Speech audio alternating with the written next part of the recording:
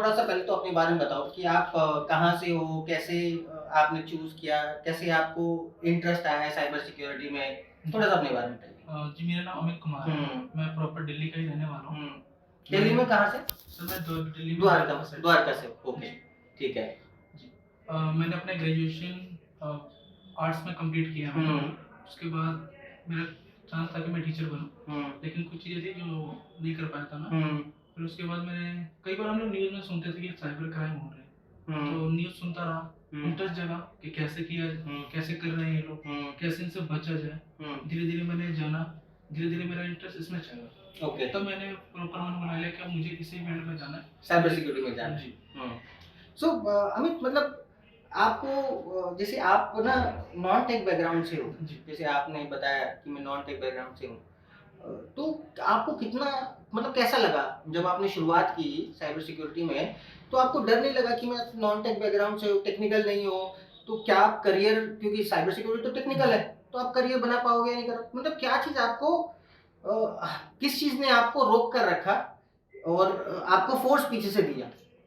Sir कई बार हम लोग सुनते थे कि भले ही आप नॉन टेक बैकग्राउंड से कई हुँ, लोग हम लोग ने कई जर्नी ऐसी देखी है हुँ, जो नेट नॉन टेक्निकल बैकग्राउंड होने के बावजूद काफ़ी अच्छा करियर बनाया है। हुँ, तो मुझे भी मोटिवेट किया, मैं यहाँ हुँ, पे आया, काफ़ी टीचरों ने मुझे हेल्प की कि भले ही हुँ, आप नॉन टेक्निकल हो, हुँ, लेकिन आप अच्छा स्किल गेन कीजिए, हुँ। उसके बाद आप इसमें करियर करियर काफ़ी अच्छा बना सकते हो। इस चीज़ ने मुझे काफ़ी मोटिवेट किया। तो आप जो ट्रेनिंग लेते थे, साकेत में ट्रेनिंग लेते थे? जी हाँ। ओके और हर रोज़ आते थे? जी, तो जी। मतलब दिन में आपकी कितनी क्लासेस होती थी? असल से मैं नॉन टेक्निकल बैकग्राउंड से था, तो मुझे शुरू में थोड़ी प्रॉब्लम हुई, तो हुँ, मैंने एक ही क्लास ही स्टार्ट की ली। हुँ, उसके बाद जब मुझे लगा कि हाँ, मैं कंफर्टेबल हूँ, उसके बाद मैंने 2 क्लासेस ठीक की। है। फिर अपना सेल्फ स्टडी भी साथ-साथ मैंने सेल्फ कंप्लीट स्टडी कितना करते थे हर रोज़? सर अगर मैं बात करूँ पहले जब शुरू में जब एक क्लास लेता था, हुँ, तो घर जाने के बाद जितना ही मैंने यहाँ सीख के गया उसको प्रैक्टिस करना, हुँ, देन उस पे और रिसर्च करना हुँ, और भी कितनी क्योंकि एक काम करने के कई सारे तरीके होते हैं, हुँ, तो मैं उन तरीकों को ढूँढता था कि इस काम को किसी और तरीके से कैसे किया जाता है। ओके। तो ये इस तरीके से मैंने कितनी किया। देर लगाते थे? हर रोज़ कितना समय देते थे पढ़ाई पे? मतलब यहाँ जैसे 2 घंटे की यहाँ पे क्लास होती थी। घर जाने के बाद कितना समय आप हर रोज़ देते थे पढ़ाई में? एटलीस्ट मैं 3 से 4 घंटे अपने ऊपर इन्वेस्ट करता था, ताकि हुँ, मैं अपने आप को और शार्प कर सकूँ, अपने स्किल को और अच्छा कर सकूँ। ओके मतलब तकरीबन 4 घंटे आप जी। 4 घंटे एक्स्ट्रा देते थे? जी हाँ, यहाँ से हुँ। जाने के बाद 4 घंटे खुद पे काम करना है। इसमें मुझे एक चीज़ बताओ कि साइबर सिक्योरिटी डोमेन में जैसे करियर बनाते हैं, अब आपका जैसे इंटरव्यू हुआ था, जी, तो इंटरव्यू के एक्सपीरियंस के बारे में भी हम समझेंगे कि इंटरव्यू का एक्सपीरियंस कैसा था आपका? इंटरव्यू में आपसे किस तरह के क्वेश्चंस पूछे गए? जी। सर मैं पहले अपने फर्स्ट इंटरव्यू के बारे में अच्छा, बताना चाहूँगा। हाँ। उसमें क्या था कि सर फर्स्ट इंटरव्यू तो काफ़ी मेरे लिए मुश्किल था क्योंकि मैंने कभी इंटरव्यू फेस नहीं किया था। हुँ, पहले राउंड गया, हुँ, क्लियर हो गया, दूसरे राउंड में फिर सिलेक्ट हो गया, लेकिन थर्ड राउंड में कुछ ऐसे क्वेश्चन थे जो हुँ, मेरे लिए काफ़ी मुश्किल हो गया और मैं नर्वस भी हो गया। अगर मैं सही तरीके से टैकल करता हुँ। तो हो सकता था क्लियर हो जाता। तो ये तो मेरा पहला था। तो जो पहला इंटरव्यू था उसमें बहुत ज़्यादा नर्वस थे आप? जी हाँ सर, काफ़ी ज़्यादा नर्वस था। इंट्रोडक्शन तो कंप्लीट हो गया था क्योंकि मैं हुँ, काफ़ी प्रैक्टिस करके गया था। हुँ। लेकिन आते-आते सेकंड या थर्ड राउंड में मेरा अभी कॉन्फिडेंस था बिल्कुल लो हो गया था क्योंकि मैं फर्स्ट टाइम कर रहा था फेस इंटरव्यू। अच्छा, पहले कितने इंटरव्यू टोटल कितने इंटरव्यूज़ दिए आपने? सर मैं बात कहूँ तो मेरा ये दूसरा इंटरव्यू था जिसमें मैं सेलेक्ट हो गया। मतलब फर्स्ट इंटरव्यू में सेकंड इंटरव्यू में ही आप सेलेक्ट हो गए। जी। आप कॉन्फिडेंट थे मतलब पहले इंटरव्यू के बाद आपने क्या सीख आपको मिली कि भई पहला इंटरव्यू हुआ उसमें सिलेक्शन नहीं हुआ, थोड़ा-सा नर्वस था, आपको खुद ब खुद पता चल गया कि नर्वस था। जी हाँ, जी सर और जब निकले थे इंटरव्यू से तब पता चल गया था कि भई नहीं हो पाएगा इसमें? जी सर थोड़ा अंदाज़ा हो जाता है क्योंकि जब आप इंटरव्यू देते हैं तो थोड़ा लग हुँ, जाता है कि नहीं, इस बार अच्छा नहीं हुआ। ठीक है, वापस बैकअप कैसे किया कि भई नहीं वापस कमबैक नेक्स्ट इंटरव्यू में और बढ़िया देंगे? क्या क्या प्रिपरेशन उसके बाद की आपने? जी मैंने मानसी श्रीवास्तव मैम से मैंने बात की। मानसी मैम जो जी, एचआर मैम है। जी। हाँ। उनसे बात की कि मैम मेरी ये हुँ, वीकनेस है, तो हुँ, उन्होंने कुछ टिप्स दिए, हुँ, उन्होंने पीडी सेशन करवाए, हुँ, मॉक इंटरव्यू होते हैं, मैं हुँ, उसको जॉइन करता था, हुँ। मॉक इंटरव्यू दी। इस तरीके से धीरे-धीरे मेरा कॉन्फिडेंस बढ़ गया। किस तरह की मतलब पीडी सेशन में क्या मतलब क्या चीज़ की है ऐसा जिससे आपका कॉन्फिडेंस बढ़ा? थोड़ा-सा मतलब बच्चों को भी बताओ ताकि वो भी जी, जब आगे अपना किसी दूसरे इंटरव्यू में जाएँगे उनको भी थोड़ा-सा पता रहेगा कि ये चीज़ें हमको भी करनी है ताकि हम वो भी इंटरव्यू क्रैक कर पाएँ मतलब जल्दी क्रैक कर पाएँ। जी। सर सबसे पहले तो मैम ने बताया कि आपको रिज़्यूम कैसे बनाना है। हुँ, रिज़्यूम बनाने के बाद कौन से कीवर्ड्स उसमें डालने हैं जो हुँ, आपको हेल्प करेंगे जो आपका शॉर्ट लिस्टिंग में। जी सर, हम्म कौन से स्ट्रॉन्ग पॉइंट्स है आपके, उस हम्म पे फोकस तो करो, लेकिन जो वीक पॉइंट है उस पे ज़्यादा फोकस करना है। हम्म साथ ही कई बार होता था कि सर कि खड़े हो जाते थे हम किसी के सामने तो नर्वस हो जाते थे। हम्म तो मैम क्या करती थी कि एक इंटरव्यूअर होता था और एक हम्म कैंडिडेट, कैंडिडेट होता था। इस तरीके से प्रैक्टिस होती थी हमारी। तो हम्म इस तरीके से काफ़ी हेल्पफुल हुआ मेरे को। और भी चीज़ें थी। उस मोमेंट पे जब आप इंटरव्यू में बैठे थे, मतलब जब मॉक इंटरव्यू में बैठे थे, तो आपको किसने लिया आपका mock interview? Sir mock interview में मानसी श्रीवास्तव मैम ने लिया था मैम, ऐसे वर्चुअली, और भी और प्रैक्टिस हुए थे जो पीडी सेशन होते हैं। सो उसमें आप उस समय पे क्या नर्वस थे या नहीं थे? सर मैं उस टाइम तो मैं नर्वस था, लेकिन ऐसे जैसे जैसे प्रैक्टिस होने लगी वैसे हम्म। वैसे मेरी नर्वसनेस भी कम होने लगी।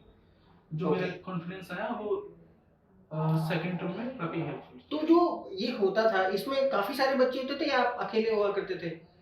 सच में काफ़ी सारे बच्चे होते थे, लेकिन वन बाय वन ही हमारा इंटरव्यू होता था। तो जो आपकी वीकनेस थी वो भी लास्ट में बताई जाती थी कि अच्छा। आप इस वीक है, आपको इस पे ज़्यादा फोकस करना होगा। ओके। सो मुझे ये भी बताना कि जैसे आपका ट्रेनिंग हुआ ये आपका दूसरा इंटरव्यू में आपने क्रैक कर दिया, जी ठीक है, नॉन टेक्निकल थे फिर भी क्रैक कर दिया। जी। और कौन कौन से लेवल्स आपके हो चुके थे? मतलब आपने क्रोमे 1 ईयर के कोर्स आप कर रहे हो, राइट? सो आपके कौन कौन से लेवल्स पूरे हो गए? क्योंकि 1 ईयर के कोर्स में तो काफी सारे लेवल है, 12 लेवल है। जी। आपके कौन कौन से हो चुके जिसको आपने यूज किया इंटरव्यू क्रैक करने में? सर मेरे नेटवर्किंग कंप्लीट हो चुकी थी, ethical hacking, advance penetration testing, cyber forensic मेरी कंप्लीट हो गई थी, पाइथन। तो मैं ज़्यादा फोकस अपने एथिकल हैकिंग और नेटवर्किंग पे करता था, क्योंकि मेरे को लगता था कि मेरा स्ट्रॉन्ग पॉइंट है, मैं इस फील्ड में काफ़ी अच्छा कर सकता हूँ। तो जो मैं सेलेक्ट हुआ टीम कंप्यूटर में, उसमें भी नेटवर्किंग और मेरे एथिकल हैकिंग ने काफ़ी सपोर्ट किया मेरा। तो मुझे एथिकल हैकिंग के अंदर सबसे बढ़िया टॉपिक आपको कौन सा लगता था? सर मेरे को एथिकल हैकिंग में सबसे बढ़िया जो पॉइंट लगता था एनुमरेशन का। Information gathering. इंफॉर्मेशन गैदरिंग है, एनुमरेशन है, तो ये मेरे को ज़्यादा फेवरेट थे मेरे। इसमें जो इंफॉर्मेशन मिलती थी वो काफ़ी आगे हेल्प करती थी मेरे। तो मेरे को इसमें काफ़ी अच्छा लगा। मतलब एपीटी में भी आपने एपीटी भी किया है, एपीटी में भी आपने मशीन्स की होंगी, काफी सारे सीटीएफ मशीन्स की होंगी, तो एक दो मशीन्स के नाम बता पाओगे? जी सर, मिस्टर रोबोट थे हमारे पास, मिस्टर रोबोट मैंने कंप्लीट की। और भी थे जैसे सिनोसेंस था। ओके। ये भी काफ़ी सीटीएफ से उसको मैंने कंप्लीट की। ओके। सो कितना हेल्प मिलता है जब आप एपीटी करते हो? इंफॉर्मेशन गैदरिंग में आपने अच्छा तरीके से कर लिया, एपीटी में आपको डेफिनेटली हेल्प मिलेगा। और जो आपके आसपास में जो स्टूडेंट्स थे, उन्होंने आपको कितना सपोर्ट किया? ऑनलाइन लेते थे, ऑफलाइन सर क्लासेस मैं थे? ऑफलाइन लेता था। ऑफलाइन लेते थे। तो ऑफलाइन में जो स्टूडेंट्स आपके साथ पढ़ते थे, उन्होंने आपको सपोर्ट किया कि अ, जब आप स्टडी कर रहे थे कुछ ऐसा आपको नहीं समझ में आ रहा था, तो उन्होंने उनसे आप पूछते थे? जी सर, कई सारे हमारे स्टूडेंट थे जो मेरे साथ पढ़ते थे, जो टेक्निकल बैकग्राउंड के थे। तो कुछ चीज़ें जो मुझे नहीं आती थी समझ में, तो मैं उनसे पूछता था, क्योंकि उनका टेक्निकल बैकग्राउंड था, तो काफ़ी अच्छा उनको नॉलेज था। तो उनसे कई कई बार मैंने पूछा। कौन स्टूडेंट्स थे? आप क्रेडिट दे सकते हो, मतलब जी। कैमरे पे हो तो आप जो आपके अच्छे लोग थे, जो आपके फ्रेंड्स थे जिन्होंने आपको हेल्प किया, अपने टीचर्स जिन्होंने आपको सपोर्ट किया, आप उनको क्रेडिट दे सकते हो बिल्कुल। जी, मेरे जो पहले मेंटर बता देते, मेंटर जो थे हमारे, हाँ। वो दीपक सर थे, विशाल सर थे। नेटवर्किंग डोमेन में। दीपक सर थे नेटवर्किंग में, देन विशाल सर थे हमारे एथिकल हैकिंग में, और Amit advance AI penetration Amit ने, जी। ठीक है। और स्टूडेंट्स को अगर क्रेडिट देना चाहो, जी। कुछ स्टूडेंट हैं जिन्होंने एक्चुअली में आपके को हेल्प की हो चीज़ों को समझने में? सबसे सबसे ज़्यादा जो हेल्प की मेरे समीर ने की। समीर ने की। जी, ओके। क्योंकि सर वो काफ़ी हेल्प करता था मेरी, जब भी मेरे को कोई डाउट आता था, तो मुझे, चाहे मैं घर पे ही हूँ, चाहे वो 8 बजे रहे हो, लेकिन फिर भी वो हेल्प कर देता था। जी। Very good. और समीर के अलावा भी किसी को क्रेडिट देना चाहोगे? सर बहुत से स्टूडेंट हैं, समीर है मेरे पास, और आयुष है, कुणाल है, जो मेरे साथ पढ़े, जो काफ़ी मेरी उन्होंने हेल्प की। Okay, very good. So keep that's good. Sameer, Ayush, Kunal, इन जिन्होंने भी आपकी हेल्प की, आई फील लाइक कि जब आप पढ़ते हो डेफिनेटली आपके फ्रेंड्स, जो आपका माहौल होता है आजू बाजू, वो आपको बहुत सपोर्ट करता है। सो आप जब आप ये पढ़ते थे, तो आपको क्या लगता है इंडिविजुअली जब आप घर पे जाके पढ़ते थे, जब आप ज़्यादा समझते थे या फिर क्लासेस के अंदर आपको ज़्यादा समझ में आता था? क्लासेस के अंदर हमें बताया जाता था, लेकिन अब इंडिविजुअल आप खुद से प्रैक्टिस करेंगे तो भी आप काफ़ी अच्छा कर पाएंगे, क्योंकि इंडिविजुअल में क्या होता है, कि आपके क्वेश्चन निकलते हैं, क्वेश्चन निकलते हैं तो आप उन पे ज़्यादा फोकस करते हो, कौन से क्वेश्चन मेरे से नहीं हो पा रहे, नहीं हो पा फिर रहा है। वही आके मैं नेक्स्ट डे सर से पूछ लेते हैं। जी। ठीक है। मुझे ये भी चीज़ बताना कि क्या आपको कहीं ऐसा लगा कि आप नॉन टेक्निकल हो और क्योंकि ये क्वेश्चन बहुत ज़्यादा आता है, बहुत सारे लोग सोशल मीडिया पे क्वेश्चन रहता ही रहता है कि टेक्निकल लोग ही साइबर सिक्योरिटी में करियर बना सकते हैं, नॉन टेक्निकल नहीं बना सकते, बीए, बीकॉम वाले का साइबर सिक्योरिटी में करियर नहीं बनता। मतलब मैंने बहुत सारे पॉडकास्ट इनफैक्ट पॉडकास्ट नहीं, बहुत सारे वेबिनार्स देखे हैं जिसमें लोग बोलते हैं कि आपको बीटेक होना चाहिए या ये होना चाहिए तभी आपका करियर बनता है। क्या एक्चुअली में ये कितना ट्रू है? मतलब आप अपने एक्सपीरियंस से बताना क्योंकि ये आप जी। खुद नॉन टेक्निकल हो। अपने एक्सपीरियंस से बताओ कितना आपको शुरुआत में मुश्किल हुई, उसके बाद आपने उस मुश्किल को कैसे पार किया और कैसे आप चीज़ें कर पाए? डेफिनेटली सर, मुझे ना शुरू में काफ़ी मुश्किल हुई थी, हुँ। लेकिन क्योंकि मैं नॉन वो मुश्किल टेक्निकल क्या थी? हाँ। मतलब किस चीज़ में मुश्किल थी ताकि जी। एग्ज़ैक्ट लोगों को वो मुश्किल पता लग सके? जी, जैसे होता है कि कंप्यूटर के बारे में मुझे बिल्कुल नॉलेज नहीं थी। हुँ। थी तो वही वर्डप्रेस मैंने सीखा हुआ था, पावर पॉइंट, इन सब की नॉलेज थी। लेकिन बेसिक एज़ अ कोर अगर मैं बात करूँ इन्फॉर्मेशन टेक्नोलॉजी या फिर एथिकल हैकिंग के बारे में मुझे कुछ पता ही नहीं था। उसके बाद ये सब मेरे काफ़ी वीक पॉइंट्स थे। फिर मैं यहाँ पे आया, मैं यहाँ पे सीखा मैंने, दोस्त बने, जैसे मैंने शेयर किया सर कि दोस्त बने मेरे काफ़ी अच्छे टीचर थे जिन्होंने मुझे हेल्प की। तो हाँ, शुरू में मुझे काफ़ी लगता था कि कैसे करियर बनाऊँगा मैं, कैसे आगे बढ़ूँगा, क्योंकि मैं जहाँ भी देखता था कि उनका जो जो भी सेलेक्ट हो गए या फिर मैं कहीं इंटरव्यू देख रहा हूँ किसी का, तो उनका कुछ ना कुछ बैकग्राउंड होता था टेक्निकल। तो लेकिन जब मैंने जर्नी शुरुआत की, यहाँ पे आया, उसके बाद मेरी झिझक थोड़ी कम हुई। काफ़ी लोगों से मिला मैं, जिन्होंने काफ़ी कुछ किया था नॉन टेक्निकल बैकग्राउंड होने के बावजूद। तो ये मेरे लिए काफ़ी प्लस पॉइंट रहा। इस तरीके से मैंने उस वीकनेस को टैकल कर यहाँ। और एक और चीज़ बताना मैं मतलब ये मैं अपने व्यूअर्स के लिए लोगों के लिए पूछ रहा हूँ जो मतलब करियर बनाना चाहते हैं। जब आप साइबर सिक्योरिटी में एंटर हुए, जी सर। जब आप ढूँढ रहे थे साइबर सिक्योरिटी पढ़ना है या एथिकल हैकिंग में करियर बनाना है, तो आपका नॉलेज लेवल और नॉलेज सेट क्या था? मतलब क्या आपको डिटेल में पता था कि साइबर सिक्योरिटी एनालिस्ट अगर किसी कंपनी में जॉब के लिए जाना है तो आपको ये चीज़ें आनी चाहिए, ये मॉड्यूल्स आपको करने चाहिए, ये आपको पहले से पता था या आप क्रॉ आए तब जाके आपको थोड़ा डिटेल में पता लगा? सर पहले तो था कि मुझे सीखना है बस, ये था। जब फिर मैंने इंटरनेट पे सर्च मारा, सर्च किया मैंने, तो वहाँ क्रो के बारे में पता चला। मैं यहाँ पे आया, यहाँ पे मैं अपने काउंसलर से मिला, उनको बताया कि मैं इस फील्ड में जाता हूँ। तो फिर उन्होंने काउंसलिंग की कि आपके लिए ये फील्ड बेहतर रहेगा। आपको साइबर सिक्योरिटी एनालिस्ट में जाना है, तो आपको ये चीज़ें कंप्लीट करनी होगी जो आपको हेल्प करेंगी। अगर आपको इन्फॉर्मेशन सिक्योरिटी में जाना है, तो आपको ये चूज़ करना पड़ेगा। तो इस टाइप से यहाँ पे मुझे आया, मैं जब यहाँ पे आया पहली दफ़ा, तो उन्होंने मुझे काफ़ी हेल्प की मेरे करियर गाइडेंस में। मैं आपको एग्जैक्ट मैं आपको रिफ्रेश करता हूँ इसको थोड़ा। मेरा ऑब्जेक्टिव ये है कि जब आप अपनी कोर्स शुरुआत करने से पहले आपको सिर्फ ethical hacking as a career पता था। जी सर। क्या आपको पता था कि एथिकल हैकर बनने के लिए आपको पाइथन भी आना चाहिए, आपको लिनक्स भी आना चाहिए, आपको नेटवर्किंग का भी थोड़ा नॉलेज होना चाहिए, आपको थोड़ा-सा पेन टेस्टिंग भी नेटवर्क पेन टेस्टिंग एक इम्पोर्टेंट एरिया होता है एथिकल हैकिंग के अंदर, सॉक एक एरिया होता है या फिर एंड पॉइंट सिक्योरिटी हो गया या साइबर फोरेंसिक्स हो गया। मतलब ये डिटेल जो चीज़ें मैंने अभी जैसे नाम लिए, ये आपको पहले से आपने डिग आउट किया था या यहाँ आके आपको बताया गया?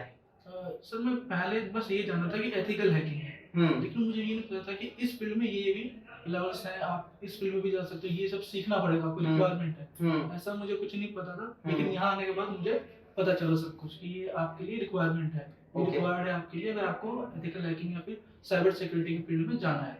बाहर से आपको कितना सिंपल लग रहा था? सर काफ़ी सिंपल लगा था मुझे। मेरे को लगा कि एक कोर्स किया, एक कोर्स 1 महीने का, 1.5 महीने का किया और हो गया। जी, जी। और जब अंदर आए तो आपको क्या लगा कि भई ये तो अलग ही दुनिया है? जी सर, पहले तो मतलब नॉर्मल लगता था कि मुझे एक कोर्स करूँगा और मेरे पास अच्छी खासी अच्छी जॉब हो जाएगी। जी, लेकिन काफ़ी फील्ड्स हैं इसमें जो आपको कंप्लीट करने ही पड़ेंगे। विदाउट आप इसके तो आगे बढ़ ही नहीं पाओगे। जैसे नेटवर्किंग है, आप इसके बिना आगे नहीं बढ़ पाओगे, क्योंकि काफ़ी ऐसी टेक्निकल्स मैं कहूँ तो टूल्स है जिसको समझने के लिए आपको नेटवर्किंग आनी ही चाहिए। थोड़ा बेसिक नेटवर्किंग आना चाहिए ताकि आप उसमें आईपी एड्रेसिंग और आईपी एड्रेसेस पे पोर्ट स्कैनिंग वगैरह सब अच्छी तरीके से कर सको। जी sir. Because without basic networking के आप शायद जो स्कैन्स होते हैं या फिर आगे जो नेटवर्क पेन टेस्टिंग होता है उसमें आप डिटेल तरीके से नहीं कर पाते। जी सर। ठीक है। सो मुझे एक और चीज़ बताओ कि जैसे आपने आपने इंटरव्यू दिया, जी सर। इंटरव्यू देने के बाद आपका सिलेक्शन हो गया और सिलेक्शन के बाद कहीं कहीं आपको कुछ ऐसा लगा कि अब मेरा जैसे अब मेरा सिलेक्शन हो गया, अब मेरा पाथ क्या है, अब मैं आप आगे कैसे बढ़ूंगा? सर मेरा as a cyber security engineer selection हुआ, तो मैं इस पे ज़्यादा फोकस करूंगा अपने अभी तो मेरे पास एथिकल हैकिंग सर्टिफिकेशन है, प्लस मैंने ईजीपीटी भी कंप्लीट कर रखा है। Very good. तो अब मेरा नेक्स्ट लेवल जो है वो है ओएससीपी पास करना। और जो कि मैं सिस्को में भी काफ़ी अच्छा सोच रहा हूँ कि फायरवॉल पे भी ज़्यादा फोकस करूँ। ओके। ये मेरे नेक्स्ट गोल है सर। नेक्स्ट गोल आपके बेसिकली ईजीपीटी आप कर चुके हो, आपका नेक्स्ट गोल ओएससीपी है। आपको डिफिकल्ट लगता है ओएससीपी की भाई ओएससीपी आप अटेम्प्ट करोगे, कितना डिफिकल्ट लगता है?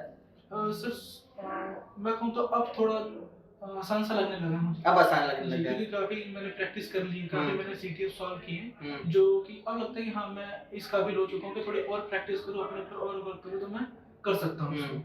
तो मतलब आप उसमें प्रैक्टिस करके और थोड़ा सा डीप में जाकर वो ऑफसेट का ओएससीपी सर्टिफिकेशन कर लो। तो जैसे अभी आगे बढ़ोगे, अगर आप अब हमारे व्यूअर्स को, बच्चों को कोई एक मैसेज देना चाहो कि करियर कैसे बनाना है इस फील्ड में, तो एक मैसेज आप दे सकते हो लाइक ताकि जो लोग करियर का सोच रहे हैं साइबर सिक्योरिटी में, उनको किस चीज़ पर सबसे ज़्यादा फोकस करना चाहिए? थोड़ा सा अगर आप एक मैसेज अगर दे दोगे तो उनके लिए इजी रहेगा कि कैसे एंट्री लेनी है। जी। सबसे पहले तो अपने ऊपर काफ़ी विश्वास रखने, क्योंकि इसके बगैर आप कुछ कर ही नहीं पाओगे।